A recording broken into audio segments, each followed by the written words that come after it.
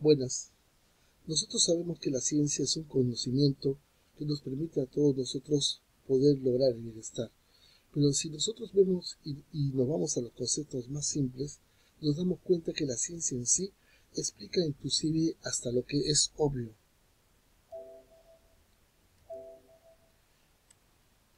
En este caso vamos a analizar lo que se denomina como el comportamiento del consumidor.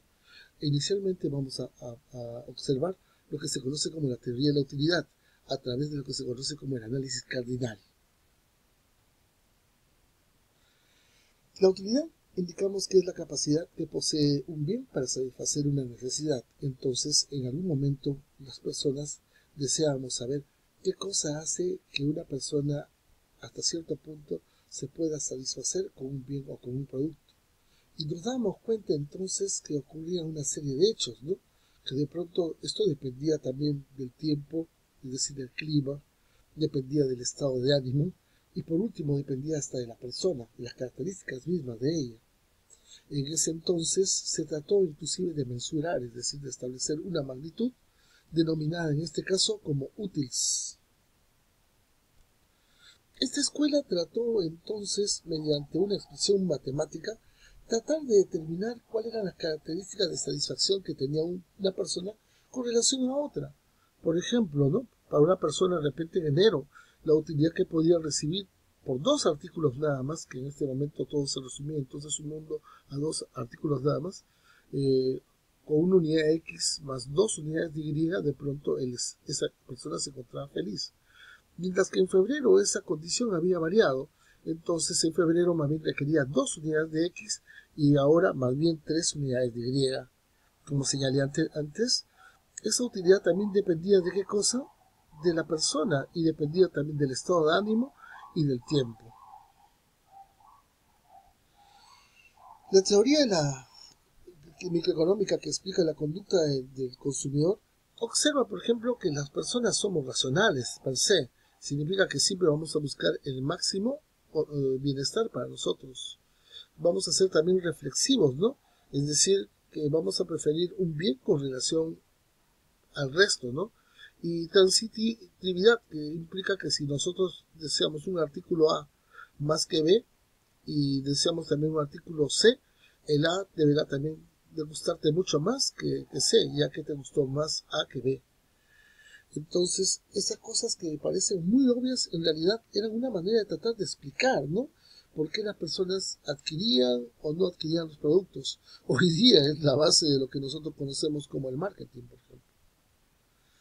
Las limitaciones observadas entre los consumidores se debían al tiempo que requerían para poder adquirir sus bienes, a los ingresos, al precio de los mismos, así también al presupuesto con que ellos contaban, ¿no?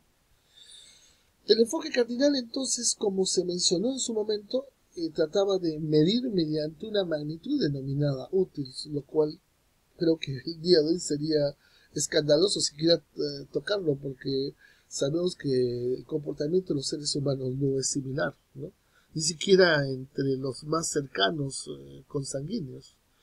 Entre los elementos del análisis, entonces establecemos que la utilidad es la satisfacción que le reporta al individuo el consumo de determinado bien, mientras que la utilidad total implica la satisfacción total que obtiene el individuo al consumir determinadas cantidades de un bien, mientras que la utilidad marginal se entiende como la satisfacción que obtiene el individuo al consumir una unidad adicional. En otras palabras, esa utilidad extra que se le reporta por el consumo de un bien. Bueno, acá hagamos un ejemplo nomás. Un día de calor después de un partidito, imagínense, comenzamos pues con algunas gaseosas, ¿no? Ya nos imaginamos con qué alegría y ganas le entraríamos a una primera botella. Pero a medida que vamos dándole al asunto, seguro de que nuestro gusto, nuestro nivel de satisfacción seguramente variaría. Sí, porque existe lo que se conoce como la ley de utilidad marginal decreciente, que refleja que cada vez que estamos consumiendo un artículo, estamos camino a qué cosa? A la saturación o la satisfacción total.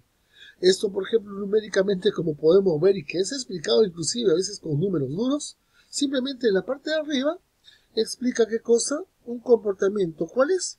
El del consumidor con cada unidad que adquiere, ¿no? Nosotros podemos ver la primera flecha negrita que está en la parte alta, que nos dice que en ese punto justo habrá llegado a la saturación, ya, es decir, ya habrá llegado a un consumo que simplemente lo tiene completamente satisfecho.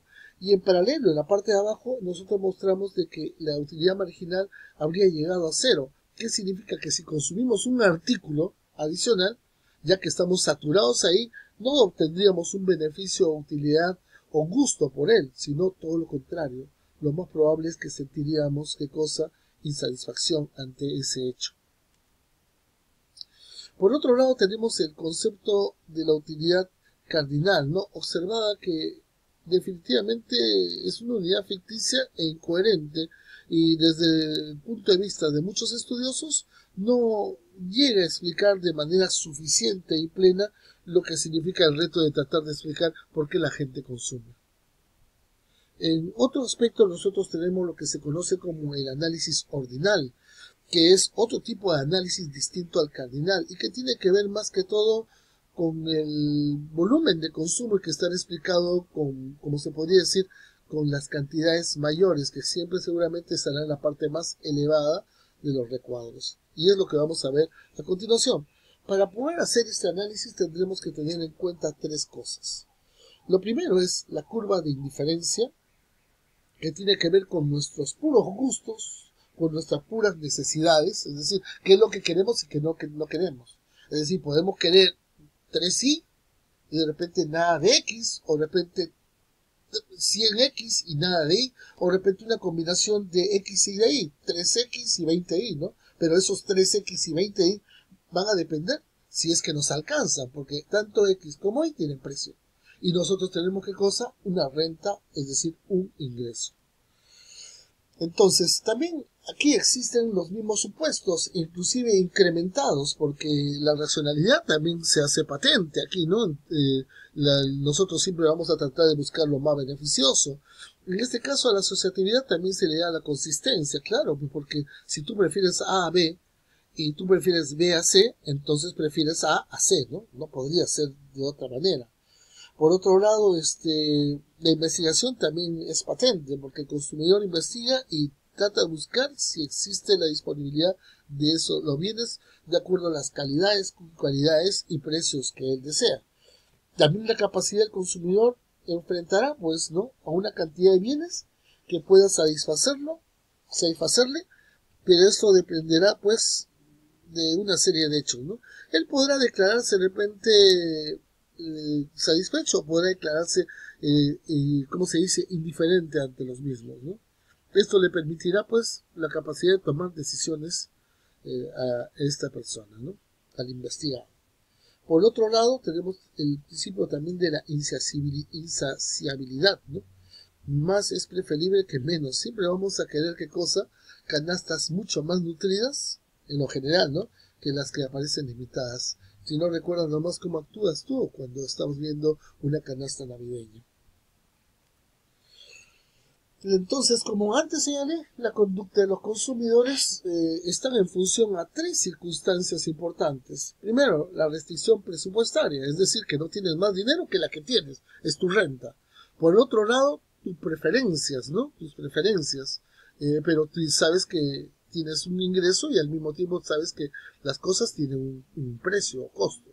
Y por el otro lado está justo eso, de qué manera tú combinas de manera eficiente, de modo tal que logras maximizar de acuerdo a tus gustos, de acuerdo a los precios y de acuerdo a al presupuesto que tienes. Es decir, gastas todos tus recursos a pesar del precio, consiguiendo la mejor combinación de productos que podrías desear. De esto trata esta parte relativa a la conducta de consumidores. Como se podrán dar cuenta, al igual que el otro aspecto, es completamente obvio. Entonces, como les estaba señalando, nosotros vamos a adoptar decisiones dependiendo de nuestra restricción presupuestaria y los precios, claro, y las preferencias, ¿no? Y eso lo vamos a hacer a través de la curva de restricción presupuestaria, que es nuestro presupuesto renta, y las preferencias, es decir, las curvas de indiferencia, ¿no? Eso es principalmente. La curva de restricción presupuestaria o recta de balance muestra las combinaciones máximas de bienes que se puede dar dado los precios, ¿no? La pendiente de la recta de balance, como explica el término pendiente, en este caso negativa, implica que si yo consumo más de un artículo, ya no puedo consumir del otro porque me quedaría menos presupuesto, ¿no? O por lo menos consumiría menos del otro. Entonces hay una relación de qué tipo? Inversa, indirecta, negativa. Más de X significa menos de Y. Más de Y significa menos de X. No hay torta gratis en economía. Eso es algo muy cierto, como en toda la vida. Aquí podemos observar, por ejemplo, que los precios son para el artículo X, el precio es de 10, mientras que para el artículo Y el precio es de 20. Y todo lo que tenemos en todo momento no pasa de 100. En un primer momento podemos ver que para consumir A compramos 5 unidades a 20, entonces gastamos los 100 en solamente comprar Y. Mientras que en el punto E gastamos todo comprando 10X y gastamos entonces todos los recursos que tenemos, es decir, los 100, sin haber adquirido una unidad del artículo Y. Y si comenzamos a ver en la parte intermedia, pues vamos a ver un reparto que hace observable pues cómo puedo llegar, ¿no?, a tratar de satisfacer consumiendo de repente X y consumiendo Y, como el caso B, ¿no? Aquí hemos gastado nuestro dinero en 4 unidades, que por 10 nos da 40. Y el saldo que nos queda, o sea, nos ha permitido consumir 3 unidades a 20, es decir, gastando 60. 40 más 60, hemos gastado la totalidad de nuestro presupuesto. Esta curva, entonces, como les estaba mencionando antes, está representada por una línea recta, ¿no?, donde A, B, C, D, E están reflejando, pues, definitivamente qué cosa estamos nosotros consumiendo. O el bien Y, que está en las ordenadas, o el bien X, que está en las abscisas. Si nuestro presupuesto aumentara, entonces, ¿qué pasaría? El desplazamiento podría ser a la derecha. Significa que tendríamos más recursos para comprar más de X y más de Y. Y si más bien se desplazara a la izquierda, es decir, a 0, tendería a la ordenada, estaríamos diciendo nosotros que preferiríamos más que cosa de repente los productos, una cantidad de productos menor, porque no nos alcanza por poder adquirir ni siquiera lo anterior. Esto se puede ver entonces como una variación de la renta, ¿no?, o de recta de balance. En este caso se está observando el desplace solamente hacia la derecha. Y a la izquierda, como les mencioné, es una reducción de renta, una reducción de capacidad de compra. Por el otro lado, imagínense que el precio del artículo X haya bajado, mientras que el precio del artículo Y se haya mantenido. Eso implica que entonces vas a poder consumir más X, ¿cierto? Por eso es que se observa que hay un giro, ¿no?, de E a E', es decir, estoy consumiendo más ¿de qué? Del artículo X. Igual sintonía, igual circunstancia sería pues en el caso de Y, donde nosotros estamos observando que el consumo estaría aumentando de 4 a un poco más de 5, debido a que seguramente el precio de Y ha bajado, mientras que el precio del otro, al mantenerse, es como si hubiera subido. Entonces, la teoría de la utilidad ordinal implica el análisis también de las preferencias. Entonces ya acabamos de ver lo que es la restricción presupuestaria, ahora vamos a ver la parte de lo que son los gustos, utilizando para eso lo que se conoce como las curvas de indiferencia. Tenemos que darnos cuenta que elegir implica establecer nuestra fijación entre varias combinaciones de bienes o de repente varias combinaciones de canastas de bienes, ¿no? La característica es que la satisfacción que nosotros obtenemos, por si acaso, sea en A, en B o en C, es la misma, como pueden apreciar, por ejemplo, en el ejercicio donde hay una función igual a 100 sobre X, es decir, vamos reemplazando X por 1, por 2, por 3, y vamos obteniendo lo que sale en Y, ¿no? Si fuera solamente 1, significa que podríamos consumir una gaseosa y 100 hamburguesas, entonces la utilidad que obtendríamos sería 100. Si fueran, por decirte, 2 gaseosas, solamente podríamos consumir, ¿qué cosa? 2 hamburguesas, pero igual, 2 por 50, la utilidad sería la misma. Entonces ya nos damos cuenta que estas combinaciones, sean A, B, C, D, E o cualquiera de estas, pero dentro de la misma curva significa que